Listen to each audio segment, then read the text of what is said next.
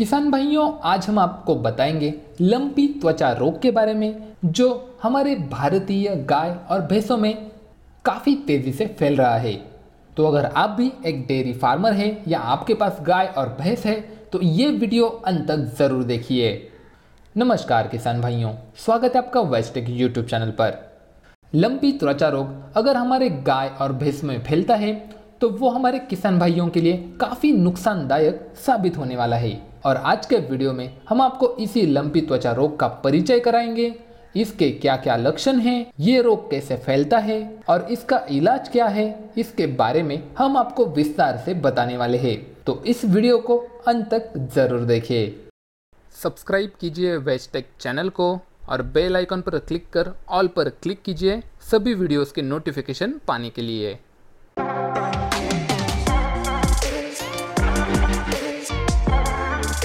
आइए आपको परिचय कराते हैं लंपी त्वचा रोग से। लंपी त्वचा रोग गाय और भैंस दोनों को भी हो सकती है।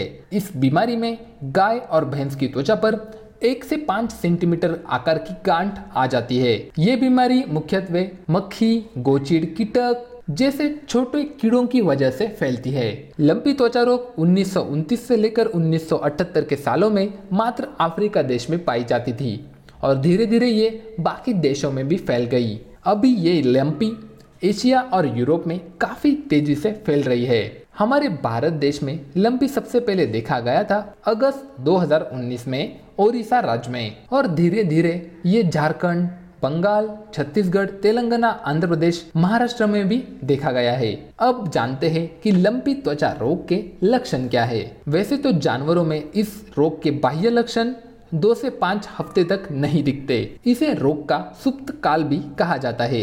इस बीमारी में सबसे पहले तीव्र बुखार आता है और जानवर के आंखों से अश्रु तथा नाक बहना चालू हो जाता है। जानवरों को भूख और प्यास कम लगती है और दूध के उत्पादन में भी कमी आती है।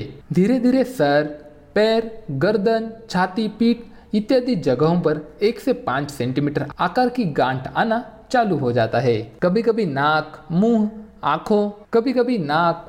आंखों में दाग आ जाते हैं, जिसकी वजह से जानवरों को चारा खाने तथा रवंथ करने में दिक्कत आ जाती है। आंखों से चिपड़े बाहर आने शुरू हो जाते हैं, जिससे पलकें चिपकती है और जानवरों को देखने में दिक्कत होती है। इस बीमारी में फुफ्फुस तथा स्तन दाह होता है, जिससे जानवरों को सांस लेने में दिक्कत होती है और वो जल्दी थक जाते हैं। उन्हें दमा का त्रास भी होने लगता है। इस बीमारी के कारण खून में सफेद रक्त कोशिकाएं, प्लेटलेट्स की कमी आ जाती है, जिससे जीवाणुजन्य बीमारियां ज्यादा होती है। लंबी त्वचा रोग में जानवरों के पैर सूज जाते हैं, जिससे वो ठीक से ज्यादा देर तक खड़े भी नहीं हो पाते। अब आइए बात करते हैं कि ये लंबी त्वचा रोग कैसे फैलता है। ये बीमारी मक्खी, गोचिड़, कीटक चलते छोटे कीड़ों की वजह से एक जानवर से दूसरे जानवर तक फैलती है। अगर कोई बीमार जानवर दूसरे जानवर के संपर्क में आता है तो उसकी वजह से भी ये बीमारी फैलती है। बीमार जानवर को दिया गया चारा पानी के जरिए भी लंपी रोग का प्रसार होता है। यानी अगर आप फार्म पे हो, आपके मात्र एक नया जानवर लाया है, उसमें ये लंपी रोग था, लेकिन उसी का पानी अपने बाकी जानवरों को अगर पिलाया तो उनमें भी लंपी रोग का प्रसार हो सकता है। जानवर की त्वचा पर जो गांठ आती है उससे जख्म बन जाते हैं। ये जख्म सूखने के बाद खपली गिरती है, उसमें भी लंपी रोग के किशाणु लगभग 5 से 6 हफ्ते तक जिंदा रह सकते हैं। जी हाँ किसान भाइयों, आप समझ सकते हो इस रोग की गहराई को कि इसके जो जीवाणु है वो काफी घातक साबित हो रहे हैं। अगर गर्भवती गाय या भैंस को ये बीमारी होती है तो गर्भपात या फिर होने वाले बच्चे को भी ये रोग हो सकता है। अगर कोई छोटा बच्चा है जो गाय के दूध का स्तनपान करता है तो उसको भी स्तन के जरिए या फिर दूध के जरिए ये बीमारी हो सकती है। अब बात करते हैं कि इस लंपी त्वचा रोग का इलाज क्या है।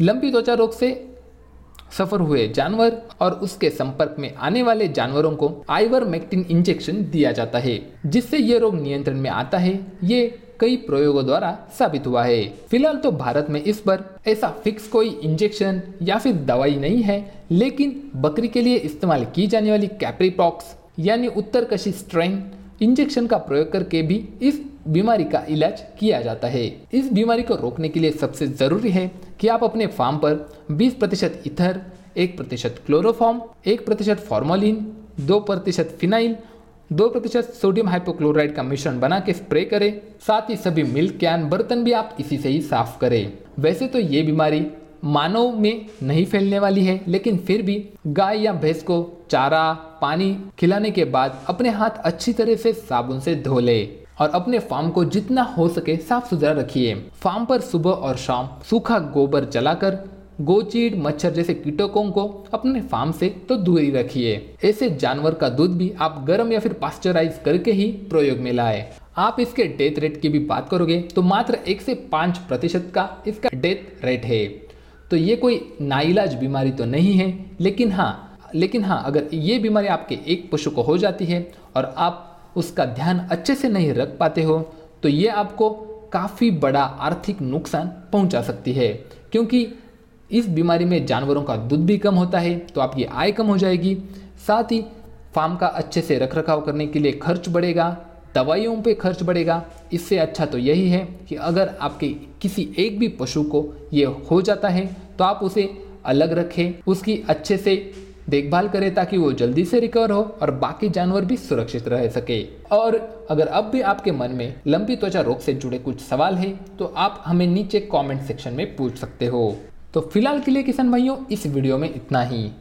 आप डेयरी फार्मिंग या फिर खेती से जुड़े कोई भी टॉपिक पर वीडियो चाहते हैं तो नीचे कमेंट करके हमें ज़रूर बताना।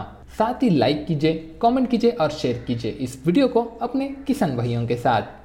वीडियो देखने के लिए धन्यवाद। जय जवान जय किसान।